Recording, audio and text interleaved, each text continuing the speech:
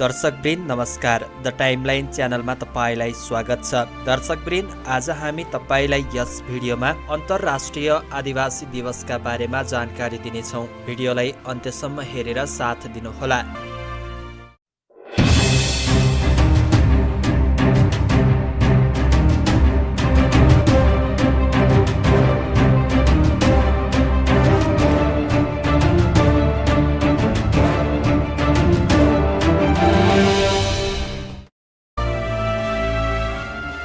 23 December 1994 को संयुक्त राष्ट्रसङ्घको साधारण सभाले 9 अगस्टलाई अन्तर्राष्ट्रिय आदिवासी दिवसका रूपमा मनाउने अवधारणा अगाडि बढाएको हो। संयुक्त राष्ट्रसङ्घले यसअघि नै सन् 1994 देखि 2004 सम्म आदिवासी दर्शक समेत कर्म र मर्यादाका लागि दर्शक भन्ने नाराका साथ आह्वान गरेको थियो।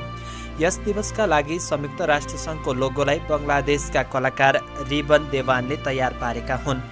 यो लोगोमा हरियो पातका दुईवटा कान जस्तो आकृतिले पृथ्वीलाई दुईपट्टिबाट घेरेको देखिन्छ।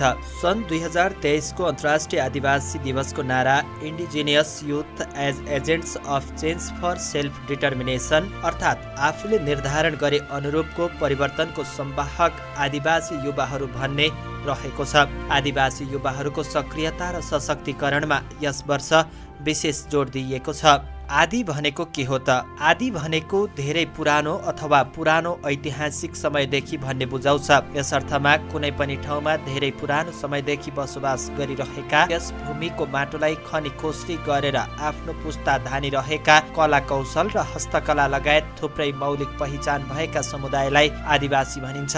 मानव सभ्यताको विकाससँगै बसाइ सराईको क्रम सुरु भएपछि क्रमशः आप्रवासीहरूको घनत्व बढ्न गई उनीहरूको पहिचान, अस्तित्व, फरक गुण अनि रीतिहरूमा कमी आउन थालेको छ। विश्वको कुल जनसङ्ख्याको 5% रहेका आदिवासीहरूले विश्वको कुल गरिब जनसङ्ख्याको 15% भाग ओगटेका छन्। पृथ्वीको ध्रुवीय क्षेत्रदेखि दक्षिण प्रशान्त किनारसम्म रहेका आदिवासीहरूको पहिचान र उपस्थिति घट्दो क्रममा छ, किनकि पछि बसोबास गरेर आएका आप्रवासी समुदायहरू पेसा, पहिचान, बसाई लगायतका विविध कारणहरूले हाबी हुँदै गएका छन्। नेपालमा आदिवासी जनजातिहरू नेपालका आदिवासी जनजातिहरूले पनि सन् 1993 देखि प्रत्येक वर्ष अगस्त 9 लाई विशेष नारा र कार्यक्रमसहित आदिवासी जनजातिहरूको अधिकारमुखी आन्दोलनको रूपमा मनाउँदै आएका छन्। नेपालमा जनजाति आन्दोलनको इतिहास निकै लामो छ, तर आफ्नो पहिचान र अधिकारका लागि जनजातिहरूको सङ्गठित आन्दोलन सन् 1991 पछि मात्र सुरु भएको हो। सुरुमा जनजाति आन्दोलन जनजातिहरूको पहिचान स्थापित गराउने मुद्दामा केन्द्रित थियो, जुन बेला नेपालका आदिवासी जनजातिहरूले जातीय पहिचानका लागि जनजाति आन्दोलन सुरु गरेका थिए। त्यही बेला तत्कालीन संयुक्त राष्ट्रसङ्घीय मानवाधिकार सम्मेलनले 1993 लाई विश्व आदिवासी वर्ष र अगस्त 9 लाई विश्व आदिवासी दिवस घोषणा गर्ने सिफारिस गर्यो। भियना शिखर सम्मेलनका सिफारिसको आधारमा सन् 1994 मा संयुक्त राष्ट्रसङ्घले सन् 1995 देखि 2004 सम्मका वर्षहरूलाई पहिलो विश्व आदिवासी दशक र सन् 2005 देखि 2015 सम्मका वर्षलाई दोस्रो विश्व आदिवासी दशक नै घोषणा गर्यो। उक्त घोषणाबाट नेपालको जनजाति आन्दोलनलाई अन्तर्राष्ट्रिय समर्थन प्राप्त भयो। विश्व आदिवासी दिवसको घोषणा र अन्तर्राष्ट्रिय समर्थनबाट उत्साहित नेपालको आदिवासी जनजाति आन्दोलन 2001 को दशकभरि उत्कर्षमा पुग्यो र महत्त्वपूर्ण उपलब्धि हासिल गर्न पनि सफल भयो। जनजाति आन्दोलनको दबावका कारण तत्कालीन नेपाल सरकार जनजातिहरूको माग र मुद्दाप्रति सकारात्मक देखिन थाले। जनजाति आन्दोलनको दबावका कारण नेपाल सरकारले सर्वप्रथम नेपालमा भएका जनजातिहरूमध्ये 59 आदिवासी जनजातिहरूको सूची तयार पारी त्यसलाई कानुनी मान्यता दियो।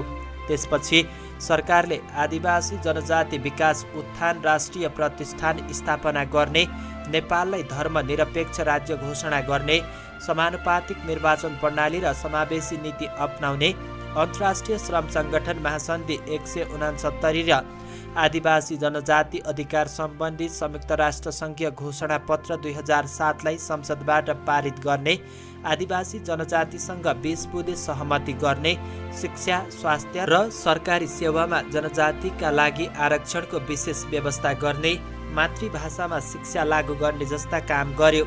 यी सबै सरकारले जनजातिका लागि गरेका सकारात्मक कार्यक्रमहरू हुन् भने निश्चय नै यी कार्यहरू जनजाति आन्दोलनका महत्त्वपूर्ण उपलब्धिहरू पनि हुन्। जनजाति आन्दोलनको दबावका कारण सरकारले अपनाएको समानुपातिक निर्वाचन प्रणाली र समावेशी नीतिको परिणामस्वरूप सन् 2008मा सम्पन्न संविधान सभाको पहिलो निर्वाचनमा संविधान सभाको कुल सिट सङ्ख्या 601 मध्ये 218 जनजाति उम्मेदवारहरू निर्वाचित हुन सफल भए। यसलाई जनजाति आन्दोलनको ऐतिहासिक उपलब्धि मात्र मान्न सकिन्छ। यी उपलब्धिका आधारमा नेपालका जनजाति आन्दोलन अन्य देशका आदिवासी जनजाति आन्दोलनका तुलनामा निकै उपलब्धिमूलक मानिन्छन्। तर बिस्तारै नेपालमा जनजाति आन्दोलन कमजोर हुँदै जान थालेपछि जनजाति आन्दोलनले प्राप्त गरेका धेरैजसो उपलब्धि अहिले कानुनी दस्तावेज र सम्झौता पत्रमा मात्रै सीमित भएका छन्, कार्यान्वयन भएका छैनन्। जनजातिहरूका अधिकार र सेवा सुविधा सम्बन्धी सरकारले बनाएका नीति नियम र सरकारले गरेका सहमति सम्झौता कार्यान्वयन नभएपछि र सरकारले गरेका वाचा पूरा नभएपछि जनजाति आन्दोलनले प्राप्त गरेका उपलब्धिको खासै अर्थ रहँदैन। अहिले आदिवासी जनजातिहरूप्रति राज्यले गर्ने जातीय, भाषिक, धार्मिक, सांस्कृतिक विभेदको पुनरावृत्ति भएको छ। जनजातिहरूले मागेको जातीय पहिचान सहितको सङ्घीयता प्राप्त भएको छैन। संविधान समावेशी हुन सकेको छैन। नेपालका अतिवादी हिन्दू शासकहरूले नेपालको अन्तरिम संविधानले सुनिश्चित गरेको धर्मनिरपेक्षताबारे 2072 सालमा जारी भएको नेपालको संविधानमा व्याख्यात्मक टिप्पणी गर्न लगाई तथा गाईलाई राष्ट्रिय जनावरको मान्यता दिन लगाएर नेपाललाई पुनः हिन्दू राज्यतिर फर्काउने दुष्प्रयास गरेका छन् भने नेपाली भाषालाई सरकारी कामकाजी भाषाको विशेष अधिकार प्रदान गराएर नेपालका अन्य भाषाको अपमान गरेका छन्।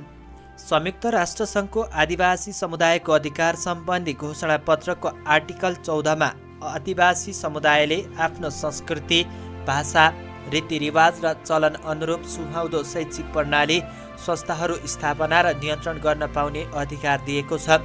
विभिन्न अध्ययनहरूले स्पष्टसँग आदिवासी र गैर आदिवासी समुदाय बीच शैक्षिक अवसर, विकास अनि समष्टिगत रूपमा मानवाधिकारका सुविधाहरूमा भएको ठूलो असमानता देखाउँछ। आफ्नो पहिचान र थलोका लागि पुस्तौँदेखि एक ठाउँमा खनी खोस्री प्रकृतिसँग पौठी जारी खेल्दै आएका आदिवासी समुदाय विश्वको लागि प्राचीन सम्पत्ति हो र उनीहरूको पहिचानलाई कायम राख्दै विकासको मूलधारमा ल्याउनु विश्व समुदायको प्रमुख चुनौती हो। बहुजाति, बहुधर्म र बहुसंस्कृति भएको हाम्रो देश नेपालका अधिकांश भूभागमा आदिवासी समुदायहरू छन्। तीव्र रूपमा उनीहरूले आफ्नो पहिचान, रीति अनि मौलिकतालाई जीवित राख्ने भरमग्दुर कोसिस गर्दै गरेको उदाहरण एउटा छ भने अर्कोतर्फ त्यही मौलिकता नयाँ पुस्ताले भुल्दै गएको, पुराना कुराहरूलाई निरन्तरता दिन नसकेको र आफ्नो मौलिक थर समेत परिवर्तन गरेर पहिचान हराउँदै गएको कुराहरू अत्यास लाग्दो छ। तितो सत्य के हो भने आदिवासीहरूको बसोबासलाई बिगार्दै अनि उनीहरूलाई विस्थापित गर्दै बनाइएका सहर, बसाइएका सभ्यता र जोडिएका कारखाना भन्दा उनीहरूको आफ्नो ठाउँमा हुने मौलिक उपस्थिति नै संसार र समुदायका लागि फाइदाकारक हुनेछ।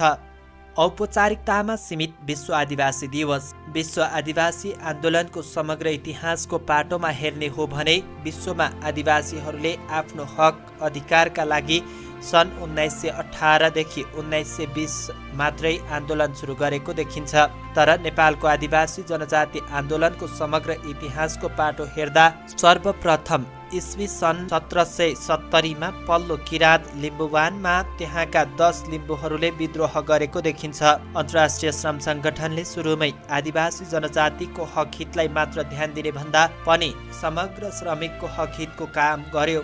सन् 1952 देखि ल्याटिन अमेरिकाको खानीमा काम गर्ने इन्डियन आदिवासीहरूले आदिवासी जनजाति सम्बन्धी अलग्गै कार्यक्रमको नेतृत्व गरे। त्यसको असर स्वरूप सन् 1953मा आदिवासी जनजातिहरूको कामको प्रकृति र अवस्थाबारे अध्ययन गरियो। इन्डियन आदिवासीहरूले आदिवासीहरूका लागि अलग्गै गरेको कार्यक्रमको अध्ययन गरी विश्व समुदाय समक्ष प्रतिवेदन समेत पेश गर्यो। फलतः सन् 1957मा विश्वका आदिवासी र कबिला अवस्थामा रहेका जातिहरूको सुरक्षा र एकीकरणका लागि भनेर अन्तर्राष्ट्रिय श्रम सङ्गठनको अभिसन्धि 107 नम्बर ल्याइएको थियो। भारत लगायत विश्वका 27 राष्ट्रले उक्त सन्धिलाई पारित गरेको छ भने 19वटा देशले त्यही सन्धिलाई मान्यता दिएको छ।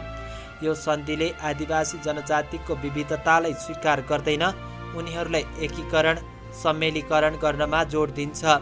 यसरी विश्वभरिकै आदिवासी जनजातिको समस्यालाई उजागर गर्नुपर्ने महसुस गरेर सन् 1990 डिसेम्बर 18मा संयुक्त राष्ट्रसङ्घको महासभाले एक प्रस्ताव पारित गरी प्रस्ताव नम्बर 45देखि 164 सन् 1993लाई अन्तर्राष्ट्रिय आदिवासी दिवसका रूपमा मनाउने निर्णय गर्यो। नेपालमा यो दिवसका बारेमा कतिपय आदिवासी जनजातिहरूले थाहा नपाउँदै बितेको छ। विश्वका अधिकांश आदिवासीले थाहा नपाउँदै सन् 1993को आदिवासी दिवस सकिएपछि आदिवासी जनजातिको माग अनुसार पुनः 1915-2004लाई विश्व आदिवासी दशक मनाउने निर्णय गरियो। सो विश्व आदिवासी दशकका बारेमा समेत नेपाल लगायत कतिपय देशका आदिवासी जनताले थाहा पत्तो नै पाएनन्। त्यसैले फेरि विश्वको आदिवासी जनजातिको मौलिक हक अधिकार, जातीय स्व पहिचान, जङ्गल, जल, जमिन, वातावरणीय विनाश आदि जस्ता सवालहरूलाई निरन्तरता दिन भनी सन् 2005देखि 2014को दशकलाई दोस्रो विश्व आदिवासी दशक घोषणा गरियो। 20 वर्षसम्म विश्व आदिवासी दशक मनाउँदा पनि नेपाल लगायत विश्वका अधिकांश देशका आदिवासी जनजातिका जातीय स्व पहिचानका सवाल र समस्या भने ज्यूका त्यों रहेका छन्।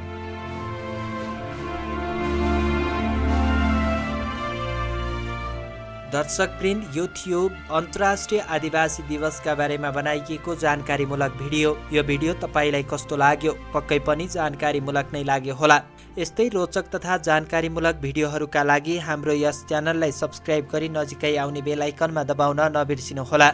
भिडियोलाई अन्त्यसम्म हेरेर साथ दिनुभएकोमा धन्यवाद।